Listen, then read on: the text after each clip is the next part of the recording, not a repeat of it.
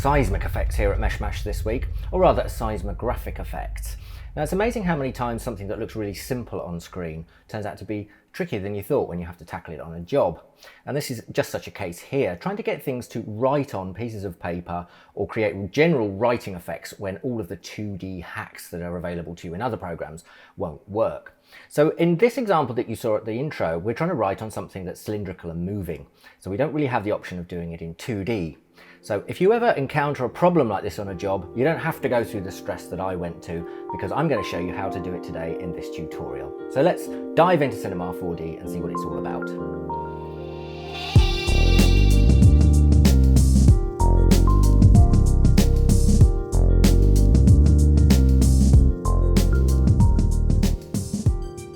Okay, so this is the starting point for this tutorial.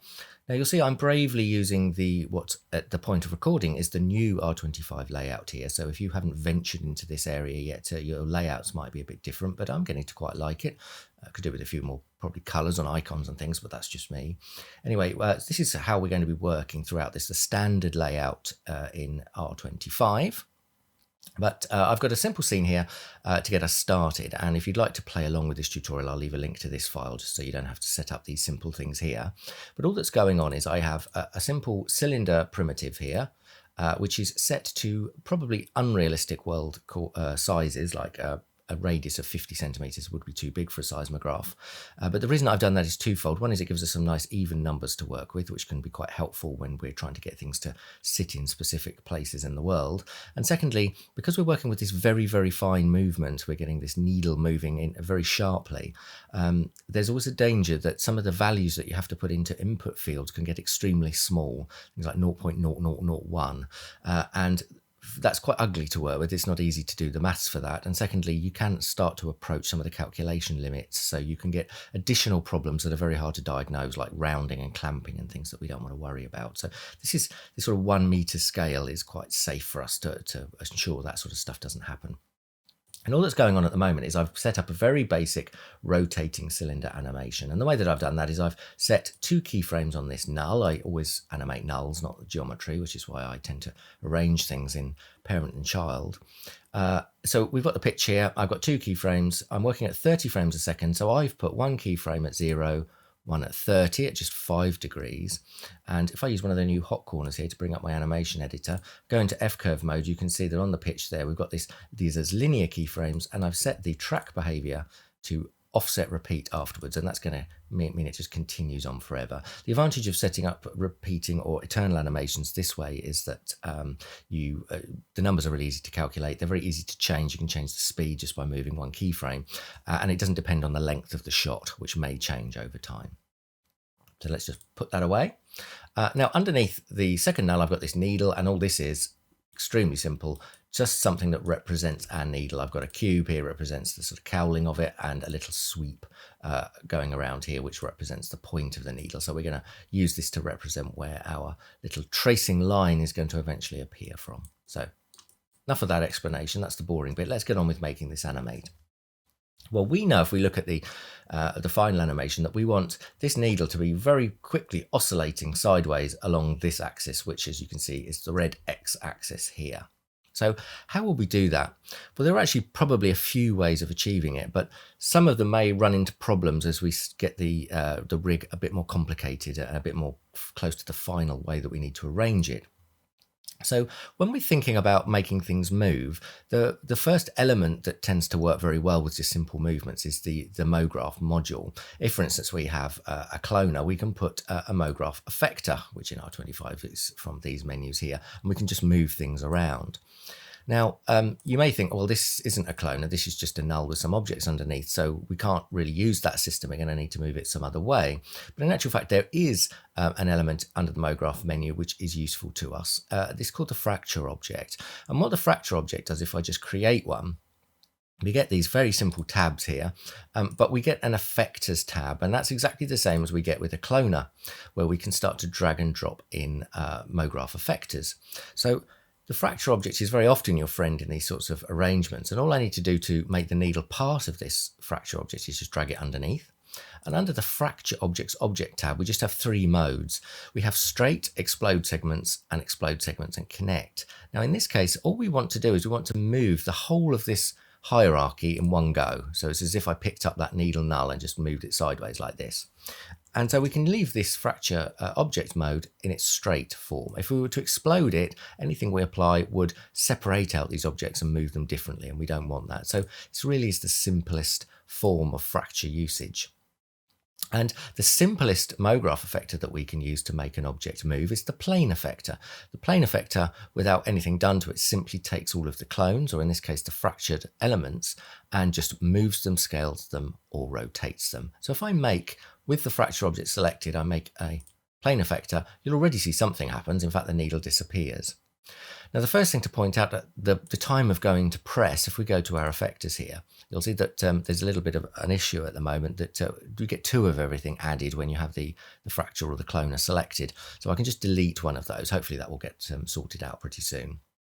Now, the reason that the needle disappeared is if we select the plane effector and go to its parameters, this is all changed a little bit in R25, you can see I have a position parameter set. If I switch that off, the needle goes back to where it was. But at the moment, this is shooting up in the y-axis. It's going out of shot, and we don't obviously need that. What we actually want is we want it to move along the x-axis.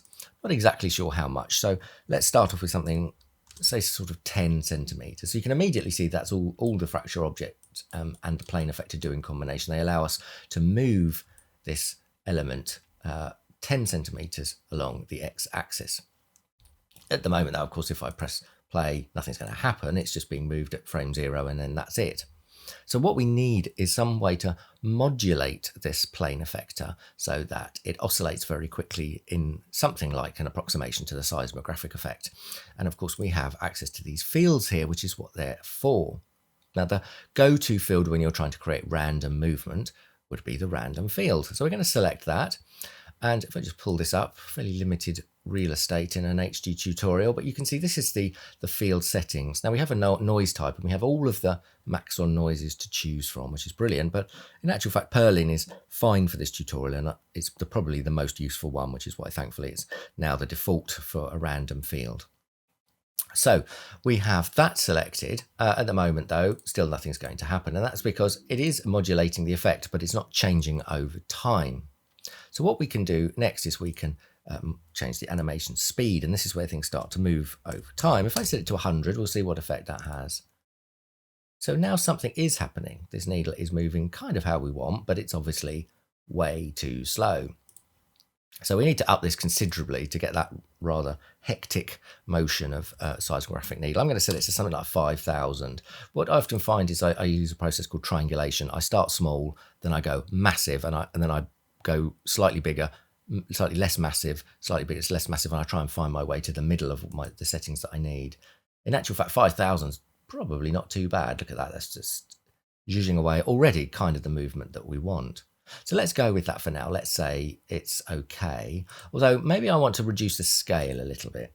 The scale would be the scale of the noise, and you can actually visualize all of this by switching on the view settings. So if I hit play now, you can see, well, it's going pretty hectically. If I was to go back to my 100% scale, you'll see the scale of the noise just gets bigger. But because we want this to feel really quite ferociously quick, we could set this to 10, even 1. We might want to go to that a bit later as we get some actual geometry being drawn out by this needle here. We might choose to change its shape. So that's kind of looking interesting already. So this is worth pursuing, I think. But the first thing you'll notice, I've put one subdivision in this cylinder so you can actually see the midline. And at the moment, the needle is only moving to one side of it. And that's simply because if we look at our plane effector parameter, we've got an X offset of 10 centimeters, that's plus 10. And in the effectors tab, in the minimum and maximum, we've got 0 and 100. So this is really exactly as you'd expect the movement to be. If I try dragging this down to minus 100, which you might think would send it onto the other side of the midline there, nothing happens. So that's not really a goer. Instead, what we're going to do is we're going to jump across to the Fields tab, and we're going to use a range map on top of this. Now, range map is used, a term that's used in many programs, and right the way across Cinema4D, a lot of my tutorials use range mappers in Espresso. So the principle is pretty simple. You get a range coming in, which in this case is 0 to 100, and we can remap it to minus 100 to 100. kind of similar, you might think, to what that effector range was doing just a minute ago. Now something has happened. It's sort of going back to the midline much more, but it's not going to the left of it, to the underside. And that is because this little button here is checked. This is the clamp button, which is enabled by default with things. Clamping stops values exceeding or going below the 0 and 100 range. So it's obviously not helping us at all here. So what we need to do is we just uncheck that so it's not blue anymore. And when we go back to the beginning, now you can see that we're getting this movement on either side of the graph, which is probably more like the effect we want if we had graph paper with a midline here. We've got this nice midline graph going on and the needle is jumping across both sides. So there you go. So that's achieved that basic movement already. So we're kind of at the stage now where we want to start getting a line to appear, to be drawn on here as per our final animation. Now, when we're trying to draw splines to follow objects, the go-to tool in Cinema4D is called the tracer object. Now, somewhat confusingly, maybe that's considered part of the MoGraph module. So you'll find it under the MoGraph menu. It's got a nice new wiggly icon here. So I'm going to let go and create it. Now, because I had the plane effector selected, it actually put that in this trace link, and that's the default behavior. Whatever is selected will go in here, which is nice if you remember to select the right thing, but not nice if you don't. So I can delete those two things. What is it that I want to trace? Well, I want to trace this needle, but in actual fact, because it's being moved by the fracture effectors, if I drag the needle in here, the tracer wouldn't follow the change in movement because it would be recording that before the fracture had done its magic. So in actual fact, I want to drag the fracture object in here, and that is going to record all of these deformations that are caused by this plane effector, and then it's going to create a trace, a spline that follows those paths.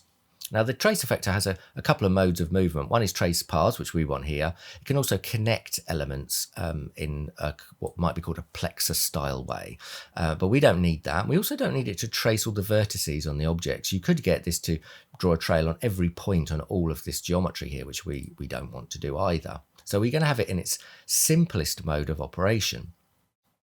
If I go back to frame 0 and I press play, we'd now probably hope to see some sort of spline being created, which we can't. Now let's just switch off the cylinder quickly, just in case it's being slightly hidden by the edge of the roll here. No, sort of nothing, but what I can spot is there's something going on down here. Yes, so we are getting actually a trace being drawn, but not in the right place. And the reason that that's happening is because you have to think about where this tracer object is getting its information from. And that is actually from the axis center, the axis of the objects that are underneath the fracture. And in this case, my pivot point or my axis center for my null here is right down here. It's on the origin. It's not up here where I'd want it to be, which is actually by this point here, right underneath this needle. So what I need to do is I just simply need to move that, but I need to move it without affecting these objects, which are in the correct place. I'm just going to turn off my plane effector because we're going to get some noisy behavior if I start moving things with that activated. This isn't the way that I would do it, but I'll just point out a little known keyboard shortcut. If you hold down 7 while you move the axis handles here, parents move without their children. So I'm able to move this null without the needle geometry underneath moving, which can be a very useful keyboard shortcut sometimes. If I take my finger off 7 and move, you see, as usual, it's moving everything underneath it. But we need something that's a little bit more precise than that. So I'm just going to undo. What we want to do is we want to move the axis center. So we have this button here, which you can access also with the keyboard shortcut L, which is axis modification mode. If I check it on, we get some slightly different behavior. We can now do exactly the same thing as we could do with that holding down the 7 key. We can move this around independently. But if I make sure that I'm not in points or element mode, I'm in object mode, you can see that our coordinates editor here, which if it's not available to you, is open and closable with this hot corner now in the standard layout in R25. You can see it tells us where it is. Now, normally, not in axis modification mode, if I type this in, the whole thing would move around. But because I've got this selected, I can type in a number here. And I know that I want this point to be exactly 50 centimeters above the origin on the y-axis, because that's the radius of my piece of paper, and that's also where my needle is located, right there at the top. So if I select this and I type in 50, and I'll tab through and I say 0, so now I've got 0 in x and z, 50 and y, my needle has moved there, my geometry has not. So now it's in the correct place. always remember to deactivate that because you can get some weird behavior when you forget to do that. I'll switch my plane effector back on. And now, hopefully, we can see something happening. I'll switch off my cylinder again, and I'll select my tracer because it'll go a nice orange color. We are getting something now, and we are getting it in the correct place, but we're obviously not getting exactly the right look yet because this is actually doing what it should do. It's only tracing this needle point going backwards and forwards. It's not leaving behind a trail as the paper cylinder goes round. So what we need to do is we need to figure out how to get that to happen. Now, I tried a few things when I was trying to get this to work on the job. I tried creating a secondary element that span around with the cylinder, and that created quite an interesting effect. It's a bit like a kind of a loom, and you just get this point going backwards and forwards connecting to a single point in a straight line. Again, not what we want. Now, the solution is a bit counterintuitive. I'm first going to jump back to frame 0. One thing to learn about the tracer object is it's not cacheable, and we're going to see another issue with that in a bit. And that means that you can't just jump between frames and have it catch up and show exactly what it would do on that frame. You have to always go back to the beginning and press play to get it to draw out. It's a little bit of a drawback of the tracer. But the solution to this problem is to drag the tracer itself under the cylinder rotator. So this is in the origin. It's not anywhere funny. It's just going to spin now because it's a child of this rotator. But what this is going to do is it's going to pull the trace line around in a circle and connect it to our needle. And if we press play, you're going to see, if I select the tracer just to highlight it, we're actually getting exactly what we want. So it would take you quite a while to figure this out yourself. So thankfully I've done it for you and gone through that pain. I'll switch my cylinder back on, and you can see that now we've got this lovely center line graph drawing very rapidly as the cylinder rotates. And I can modulate the amount of this deviation here either by changing the parameters. So if we want to make it much bigger or smaller, we can do that with the range here in the parameters. And I can also pull down the effect in total using the strength of the plane effector. So we've got quite a lot of control here, and we can keyframe both of these things to create an effect over time. So here we have no earthquake, earthquake starting to come, quite a bit of an earthquake, a massive earthquake. So there you go. With some very simple keyframes, you can create this sort of animation. Right, so what's next? Well, the next thing that we want to solve is the issue of how we might want to create this arrangement with multiple needles, like you could see in that final animation. Do we have a robust system that can accommodate that quite easily? Well, the answer is yes, but we're going to look at that now and just look at a couple of issues that arise and how we might solve those. So creating multiple needles is literally as simple as just duplicating this very simple little arrangement here. So if I hold down the control key in the object manager and I pull down, I'm going to create another copy of my needle. I'm going to turn off my plane effector again. The reason being that when you move things, you're moving things through that noise field and it gets very confusing where you're actually moving things. So if I just disable this, you'll see that I'm moving my arrangement for this second needle along the x-axis here. And if I pick a nice easy number, so we're going minus, let's say I'll put this to minus 15 here, and then I'll duplicate it again. And let's say that's minus 30. So we've got 2 going along here, and then let's duplicate this again and let's make that 15 and then 30. We're going to get 5 needles, and they're all still housed under this fracture object. And in actual fact, the way that this is arranged, this setup is very robust. If I switch my plane effector back on, you can see that the tracer object is already working, and that's because the fracture object, because it's set to straight, it's just looking at the items immediately underneath it. It's not all of the items underneath that, but exploding or anything. It's actually able to handle this. You can see that things have gone a bit mad, and that's because we've got massively too much stuff going on in the parameters here. It's far too big a range. So I've already sorted that out simply by just changing one parameter here. And you can see that we've actually got this working. And one of the other beauties of this is that we haven't got 5 identical lines. That would be a concern you might have, that these are literally clones, because you wouldn't really want these to look exactly the same as each other. But because our random field has its space set to field, that is this, if we visualize it very quickly, this space here, each one of these needles is in a different position in space, and so it is getting a different value. So we can move and clone these as much as we want, and we'll never get an identical line being drawn out, which is an added bonus of this system. It really is kind of robust enough to handle that. So you might think, oh, well, we're done here. This is exactly the system that we need for our multiple needles. But there is a problem. At the moment, because everything is housed under this fracture object, we only have one effector affecting all of these needles, our plane effector. So although we could modulate and keyframe things like its strength and its range, we can only control all of them all at the same time. And if we just take a quick look at the final animation, you'll see that they're actually coming on and they're having their strength parameters changed differently. So we need this separate control, and this creates a problem for us. So in actual fact, we're going to need to solve this problem by not using a plane effector, by using another one of the effectors and kind of converting it into a plane effector version 2.0. So that's what we're going to do now. So the trick we're going to use involves what, in my opinion, is one of the most underused effectors in Cinema4D, and that's the formula effector. I think the reason it's underused is probably twofold. One is that it has the word formula in it, which makes people think maths! And secondly, I think it's probably because the default formula that you get looks so terrifying like this that people think, oh, screw that, I'm not getting involved here. Which is really unfair and probably not helped by Maxon doing this, although it does create quite a nice, interesting effect.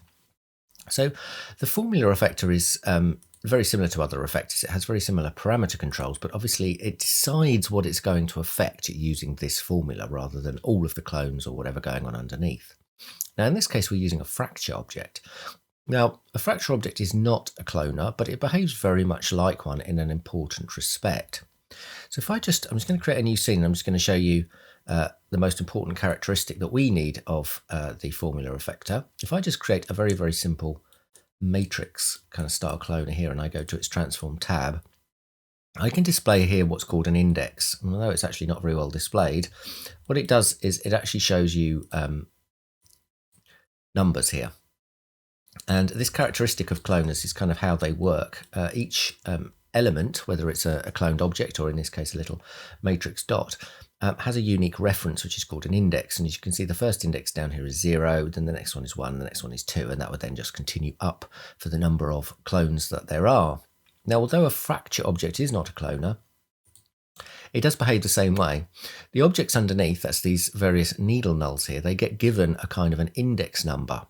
And what's cool about that is that we can use the formula effector to access this, and we can completely ditch this formula effector default formula.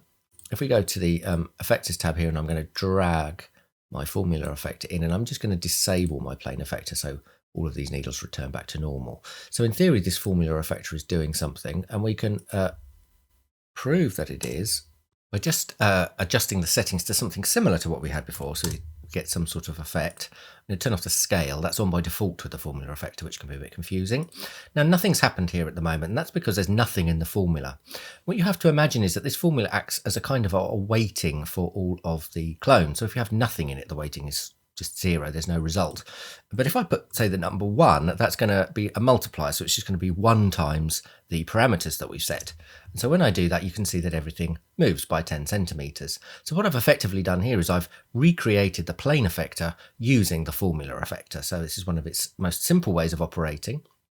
But we obviously don't want this. What we want is this individual control, which we do have via this index number. And as you can see, if you unfurl the little variables drop down here, it gives you a list of understood variables that you can put in here. You can also put all sorts of other mathematical formulae, which you can find in the appendix of the online user manual, which you can grab if you just go here, show help. But these are special ones for the formula effector. And ID is the object index. It's that number that we saw. So all I need to do to access one of these fracture objects as opposed to the others is just simply tell it which ID. So I'm going to say ID equals, actually let's say 0, because all indexes start from 0. And when I do that, they'll all jump back to the beginning except one, and that's this one here, and that happens to be this needle. So the way we've got it here at the moment, the arrangement is that the one that we first created is at the top, and then it carries on with the others. So if I go back to my formula effector and just go through the different indexes, you'll see that I get a different result. Now ID 0 jumps back to the middle and we're controlling ID 1, then ID 2, then ID 3, and then ID 4. So in order to get back to the position that we had before with the plane effector, all I need to do is to create as many formula effectors as I have needles and give each one their own ID. But before I start duplicating the formula effector, what I'm going to do is I'm going to get our fields back to how they were before, because obviously these aren't now displaying that random motion. So I can simply drag and drop my random field in here. That's fine because that's in the object manager, but I do need to recreate my range map because that isn't stored in the object manager. So all I do is I set the output range to -100, 100, make sure that that clamp isn't on. And at the moment we should find that our ID 4 is working as expected. The fastest way probably to get the dupes that we need of this is to go up to my tools menu, go duplicate. I want 5 in total, so that's 4 copies. I hit apply, and then that just creates a null with the formulas underneath. I'll drag my original underneath, and now we have all of the numbers that we want, but we just need to convert their formulae back to what we want. So I'm going to start at the top and go ID 0, 1, 2, 3, and 4. We've got 4 already. And the other thing to remember is that by duplicating them, we don't automatically duplicate them in the list of effectors in our fracture. So we have to also redrag those back in. And there we go. So we now have, hopefully, all of our needles working as expected. Brilliant. Now, one thing I'm going to do at this point, because at the moment, if I hit my IPR, you'll see that we obviously don't get anything here because these are just tracer splines and splines don't render. So I'm just very quickly going to set up a little sweep shape so that we can actually visualize this in the viewport when we render. So I hold down my Alt key and click sweep. That makes it a parent. And if I hold down my Shift key and I'll make a rectangle, it makes a child. So that's a rectangle spline. So I'm going to make it much thinner here. It looks black because we've got lines switched on. So if I hit N on my keyboard and C, that's the shading menu. You can see it's white. So what I'm going to do is I'm just going to set my display mode to red. So a custom color, slightly different now in R25, that menu. And that just means that I can visualize this more easily going forward when we get close to the lighting and rendering phase. And I might as well cover this off while we're at it, because now we've got quite a lot of different controllers that we want to possibly change, like strength and parameter times 5 now. What I probably would do here is I would build a little user interface control here rather than having to click through each of the objects in the object manager. And that's very easily done. If you want to have an attribute in a HUD over here in the screen, you can just click and drag it in. And what I would probably do is I would rename it so that we've got, something like ID 0, so we know that this one is ID 0. What you'll also notice is if I click away from it in the object manager, by default it will disappear, so I would probably want it to show always. And I can drag and drop all of these into the window here and build a little HUD, possibly for the parameters as well if I was getting really detailed about it, just so that I've got a little faster control over keyframes and sliders, because one thing you need to remember is that creativity is interactivity. The faster that you can control things and play around with things, the more creative you can be and the more nuanced with everything. So always looking for ways of doing that, because it's not just about speed, it's also about the way your mind works and also about being creative. So here I've just tidied up all these controllers here by adding them into a little user interface group. And the final thing that I want to talk about here now is a really big gotcha that we should probably tackle before we get into the material and rendering phase. And it's one that we haven't been able to spot until now. So we've made this little rig here so that we can actually visualize our tracer object by adding some geometry via a sweep, and that's fine. And as you go along, especially when you get into materials and lighting, you want to occasionally hit the render button for tests. And the quickest way to do that is in the IPR if you're using standard render. I don't tend to use it with third-party renderers. I have a separate render window, but they work in exactly the same way. And everything seems to be working normally here. But if I then wanted to do a test of my final settings, I would do it by pressing the final render button or Shift R. And to start with, I wouldn't render entire sequences. I want to see still frames so I can check that everything's looking good. The keyboard shortcut for this button here, the render button to picture viewer, is Shift R. So I'm going to hit Shift R. And what you're going to notice straight away is there's something completely different appears in my window. And that's not very helpful at all. And this can be quite distressing when it first happens because it can seem a bit insurmountable. But to understand what's happening, let's go back to a comment that I made earlier about the tracer object. The issue that we have here is that you can't cache the tracer object. So you can't simply jump from frame to frame and see what you would expect to see in a final render, especially if you go forward in the timeline to where you've currently played up into. So if I go here, you can see we just end up with gaps at the end of our timeline and some very strange lines being drawn. It's a little bit like a simulation. You have to effectively jump back to frame 0 and hit play each time. Now, while we're doing this, there's an internal cache, a local cache that's being stored of the states of the objects, and that is available to the IPR, so we see it here. But that's not available to the picture viewer renderer, and the reason for that is that hitting Shift R or render to picture viewer is using the same rendering system that you might even use if you were sending stuff to the render queue or rendering over Team Render. And you don't want to be relying on local caches that get dropped then. Basically, that gets erased, and it will only work with any caches that have been already made, or it will work if you render from frame 0, because that cache will get generated from frame to frame during the rendering process and get handed on to the next frame for recalculation. So this problem only occurs with still frames, not sequences, but it's obviously pretty terminal if you're trying to do very quick tests. Now, thankfully, in the more recent versions of Cinema4D, the solution is pretty elegant, because now Cinema4D supports natively the Alembic format, and Alembics do also support the recording of splines. So what we can do here is quite simply right-click our tracer object, and it's available down here in the menu. I'm not going to delete it because I think it's always good to keep your original, but what I'm going to do is I'm going to say bake as Alembic. And very quickly, you can see it does cache fast. Even if you've got lots and lots of splines, they are quite fast to calculate. And what that's going to do is it's actually going to create an external file, which is going to be put in a subfolder called Alembic on the same level as your Cinema4D scene file. And then it's going to have this subpath here. So Alembics play back extremely efficiently and smoothly. So you don't really need to worry about that.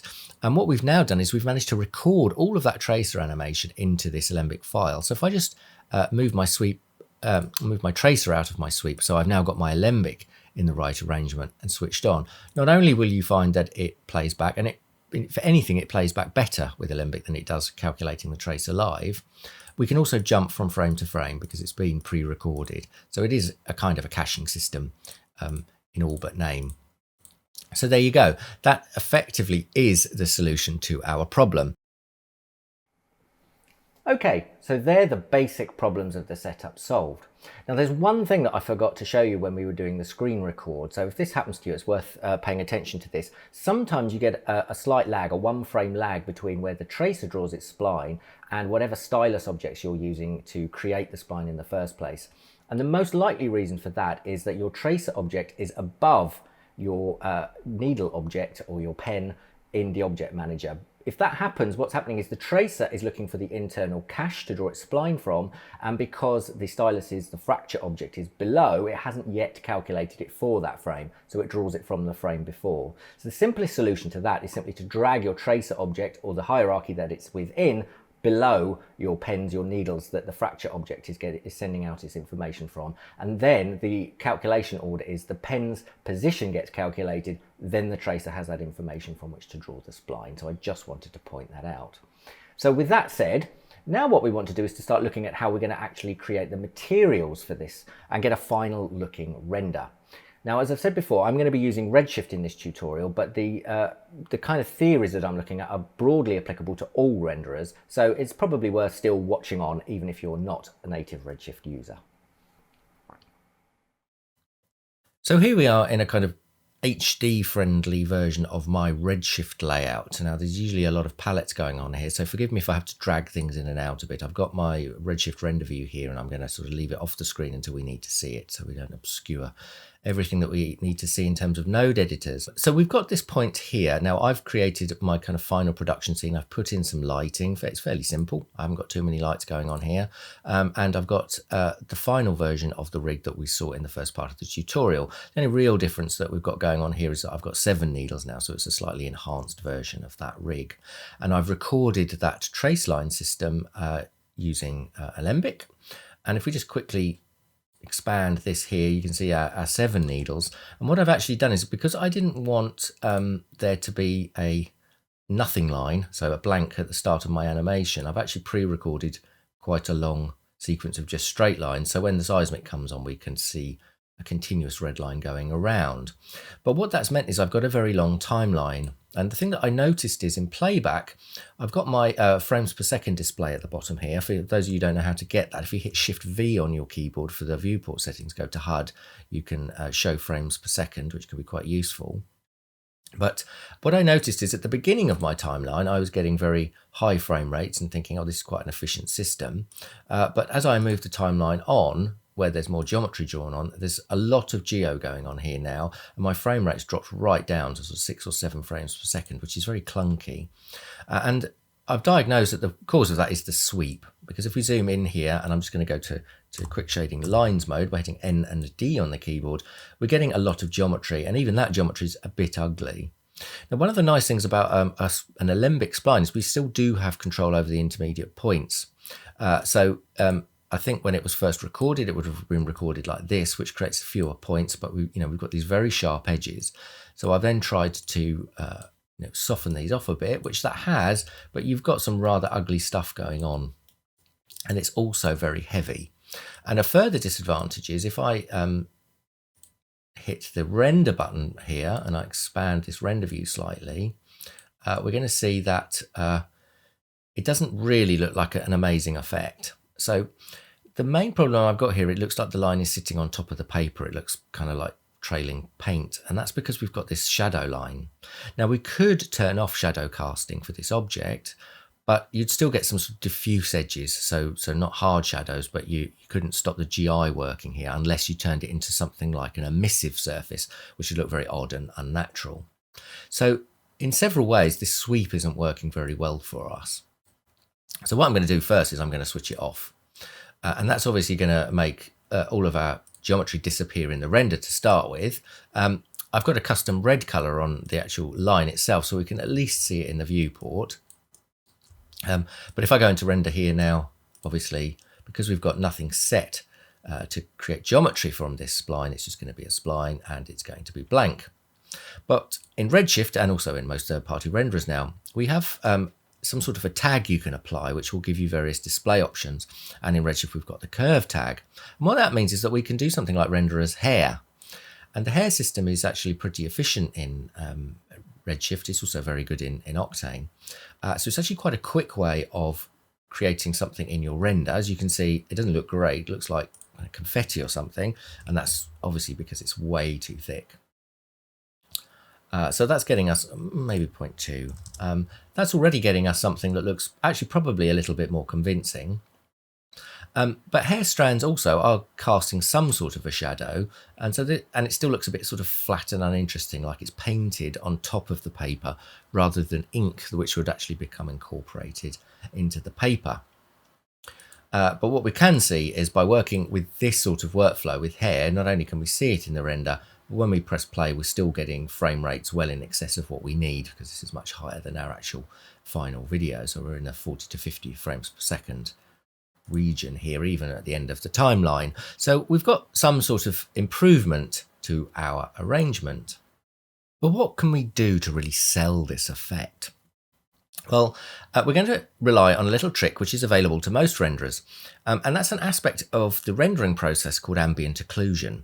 Now, most of you will have heard of ambient occlusion. It's something that we can apply to an entire render to get something like a clay render, and it's also a phenomenon we can use to help with shadow grounding. It's a real-world phenomenon in a way where you get very flat lighting, applies its shading to places where light's most easy to get to, and you get less light where it's less easy to get to, and so you get this general diffuse shadow around the bases of objects and in recesses.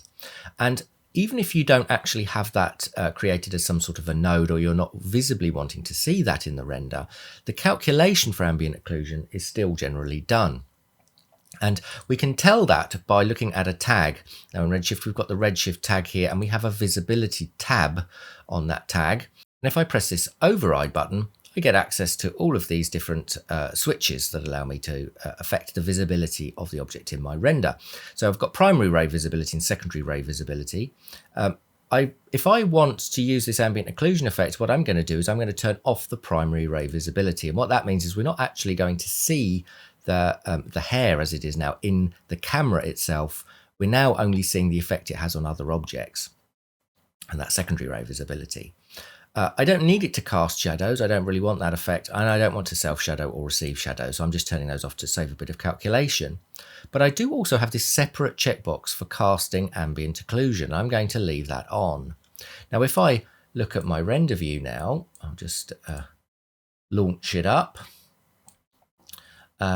What you'll see is you get almost nothing because we turned off primary ray visibility, but we do actually get this weird ghosting, and that's because this red color is still creating GI, because I've got GI switched on in my Redshift render settings. If I uncheck that, then the hair completely disappears. So you might think, well, I don't really seem to be getting much ambient occlusion here, but the magic is going to happen in a second when we look at the node editor.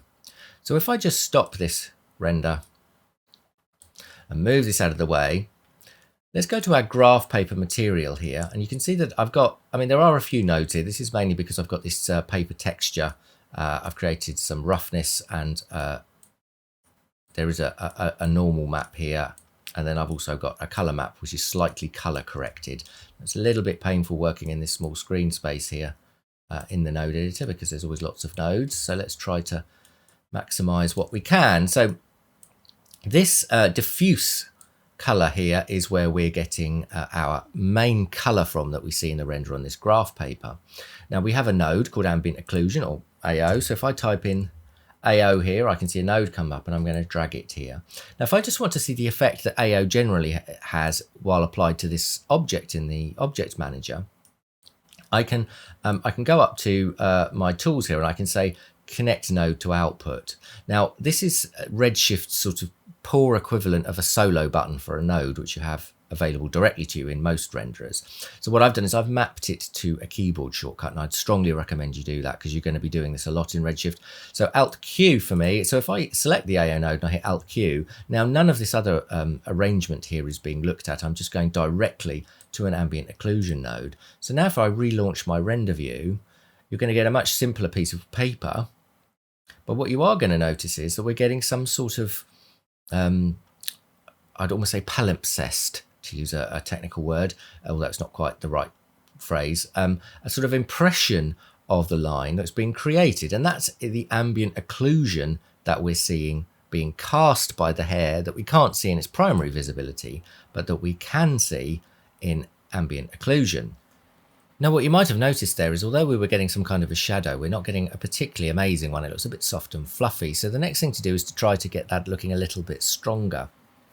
Now, the first thing that I'd probably do with an AO node is the default 16 samples is not very high. And because this is actually quite an important part of our render calculation, it's worth prioritizing a little bit. So I'm going to put that up to 64 for now. That should be okay, but you can put it up to 128s, 256s. We generally work in that sort of power of twos multiplications. And if I bring this back up, let's see how we're getting on here, see if that's improved things. Just about to keep these settings visible. Not really, it is actually a bit less noisy. I would put the spread up to 1 as well, just so that we can be sure that we're getting the maximum amount. That's it's got a little bit darker, but there's something else going on here. Now if we jump back over to our tracer and we look at the way we've got this set up, on our curve, we set this to hair strands, which is kind of the absolute fastest shading and most efficient way of visualizing. If I just turn back on my primary visibility, you can see those hair strands appear in the render. And we've got other options here, though. Now, none of these are going to slow down your viewport playback, but they'll be just slightly heavier to calculate a render time. Very, very marginal, though. So if I take something like a cylinder, which actually has some geometry to it, and we see what effect that has in the render view, you can see that it's solidified it a bit more. It's just made it a bit sort of chunkier. And if I come across to my visibility and turn off primary visibility again, what we should find is, there we go. Now we've got this lovely strong ambient occlusion effect. So obviously for the final render, hair strands isn't the greatest choice. Some other form of render time geometry creates this ambient occlusion effect. And we could probably take this down a little bit. It's now got slightly heavy. So you can tweak this to your heart's content to get it to where you want to. What I've also just noticed is obviously in the needle here we can see some red, and that's because in our visibility tab we're still visible in reflections. That's our geometry that we don't want to see. We're only using it for casting AO. So we can also turn it off there, and what you should find is that that it disappears. And now what we're seeing is black because we're actually seeing this ambient occlusion, which we're eventually going to turn into a nice piece of writing. But this system is much better because we're not getting something that looks like it's sitting off of the paper anymore. It's actually part of the paper texture itself. So we're much closer already to getting something that works as writing onto a piece of paper. So now obviously what we need to do is convert this just raw black and white image into something that's a little bit more pen and ink like.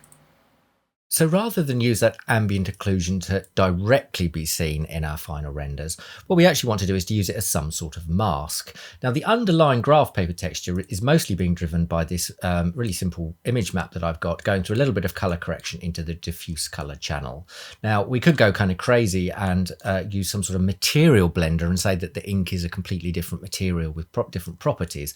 But to be honest, that's kind of overkill for these sorts of shots. So instead, if we could just influence this diffuse color here so that where we don't have any of the ink, the white areas in the ambient occlusion, we just let our texture come through, and wherever those black areas are, that's where the line from the tracer's being drawn, we want to see some sort of a color, and we can make that color anything we want. And let's just make that nice and simply by creating a color node here, and let's create it as something that's fairly deep red.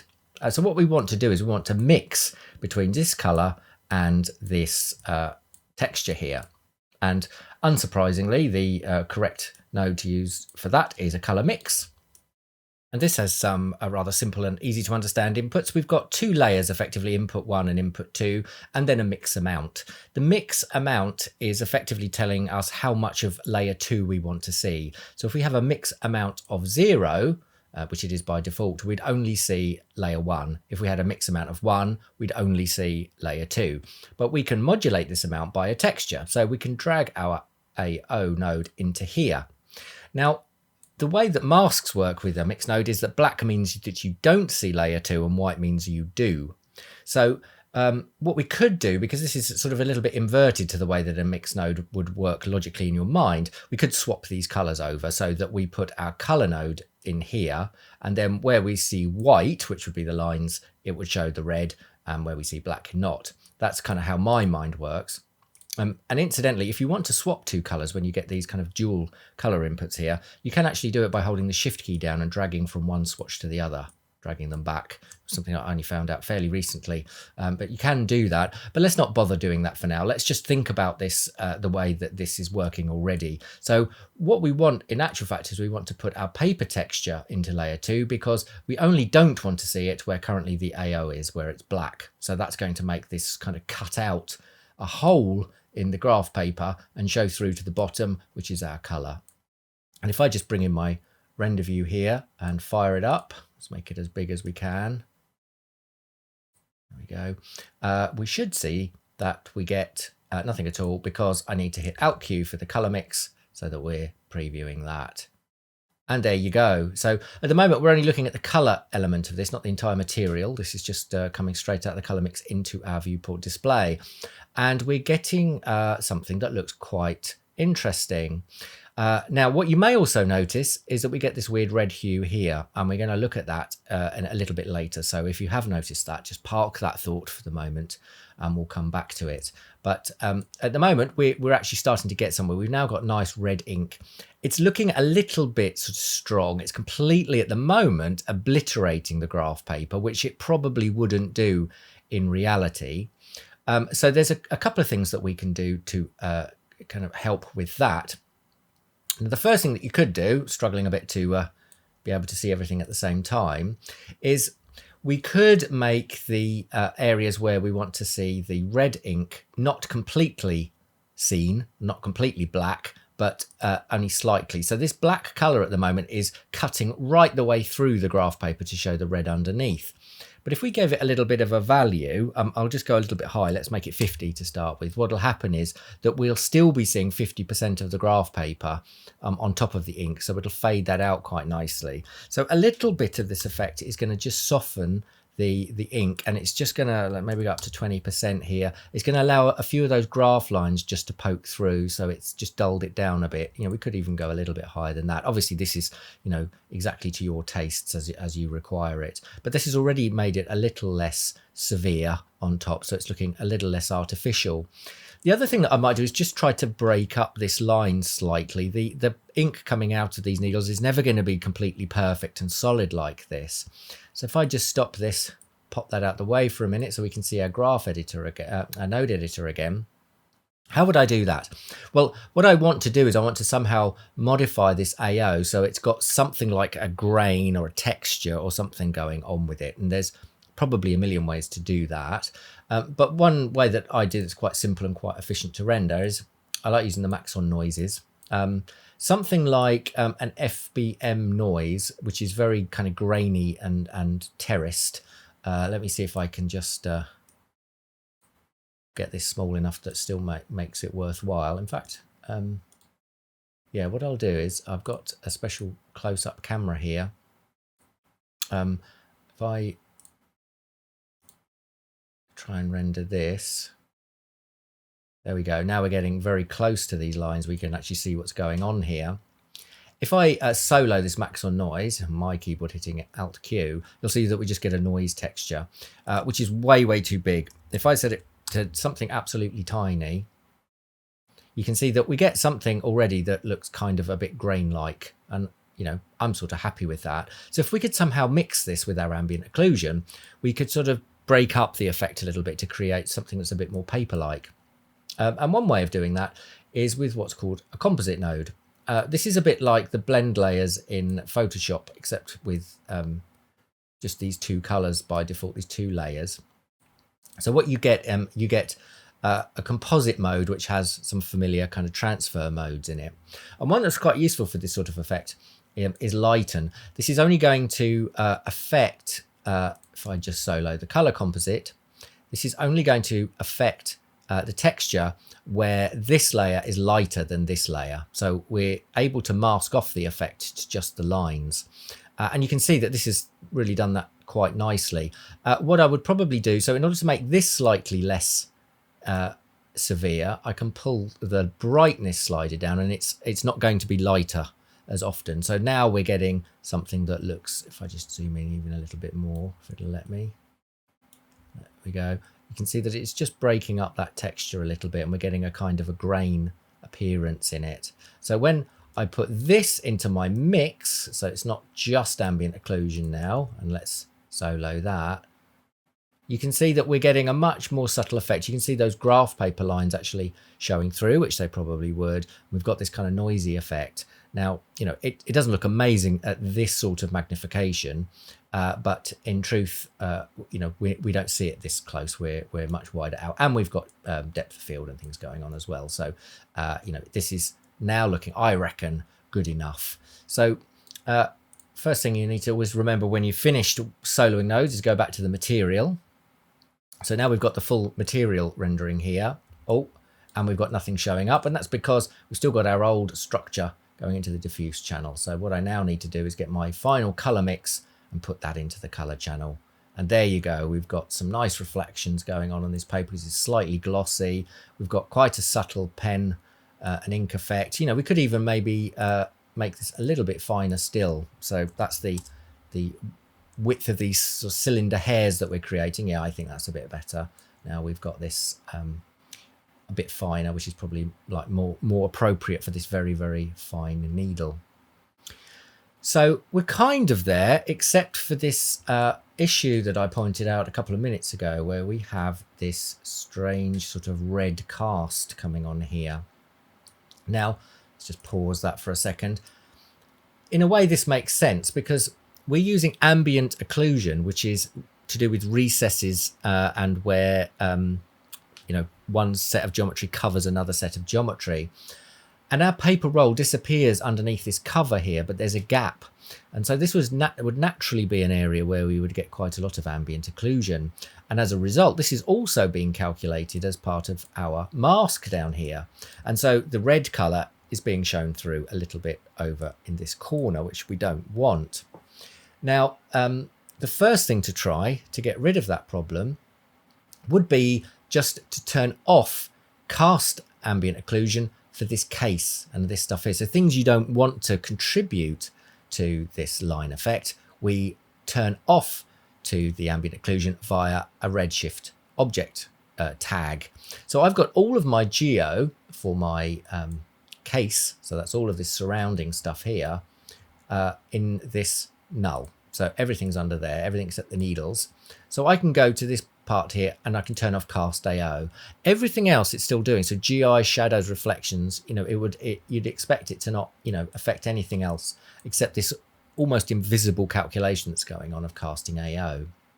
But if I refresh my render view here in Redshift, you'll notice that actually something kind of unhelpful happens. That's even more unhelpful when you resize. There we go. We do get rid of that line and we do retain our nice drawn line, but something has changed in the material for the case. If I turn back on cast AO, you'll see it looks different. And the difference is in these edges here. We've got some nice kind of wear and tear and weathering going on here. And oddly, that seems to disappear when I turn off casting AO. See, so we're losing the red line, but we're also slightly messing up the textures. So why is that happening? Well, let's just push this out of the way.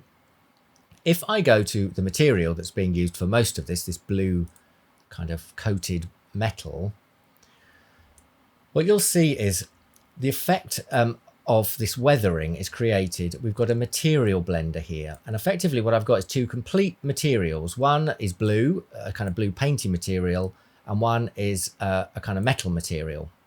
And they're being blended using some sort of mixing setup here, which includes this node, which is a very useful node called the curvature node. So if I just reactivate my render view and I'll solo that curvature node, what you should see, you're going to get a kind of black and white mask, but you can see, as I move around here, that wherever we've got areas of sudden change in angle of geometry, it's creating white, and where we don't, it's black. Now, this is a fairly simple version. I could distort this and create, a more realistic weathering effect. But again, for the shot and the time that I had, this was absolutely fine as a way of masking these two different materials. So the idea being that edges and corners get a lot more wear and tear, and so things like paint get worn away. But what you may or may not know about the curvature node is it uses ambient occlusion calculations in order to do its magic. So if I deactivate this cast AO again, this is on the case, what happens to this node, or these are slightly different material, but you can see that the case loses its curvature calculation. So this is a bit of a problem. Now, there isn't a magical solution to this. What I would also say is that sometimes if you've got an environment where you're inside a room, remember that the walls and the ceilings of the room could also be casting AO. So generally, the first thing to try is to turn off AO casting, and hopefully you'll get the effect that you want. But if you don't, you've got to compromise. Now, I would say personally that what I would normally do with a material like this is I probably wouldn't create it live in this way. It's a little bit more kind of calculation intensive anyway, doing it on the fly. And it's much more normal to try to paint these sorts of textures in a program like Substance Painter or Quixel or one of the other cheaper alternatives to Substance on the market, if that's what you like. And you kind of bake them into UV maps. So if that was the case, if you were using a painted PBR texture, you would never get this problem anyway. So that would probably be the first thing to say. How did I solve this problem? Well, I kind of faked it. What I actually did was I did this in post. So What I did was render out a cryptomat with this, which you should always do if you've got the option with your renderer, because they can really save your arse when you forget to do things or there are mistakes. So I've rendered out a cryptomat. I brought everything into After Effects, and I've simply masked off this area using both a cryptomat and a garbage mat, a really quick mask.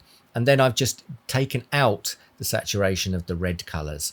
And actually, as you can see, it works fine in this case anyway. So there's always a solution to this sort of an issue, but it is something worth bearing in mind and worth looking out for, because while you're concentrating so hard on things like the lines, you might miss the fact that something slightly awry is going on somewhere else.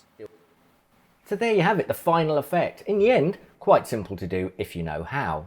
But the possibilities of this are obviously much greater than just creating pen effects on seismographs. Once you understand how to draw out lines and use this ambient occlusion effect, you can implement that in all sorts of interesting and creative ways. In this simple test that I did, I've used X particles in order just to create a branching system.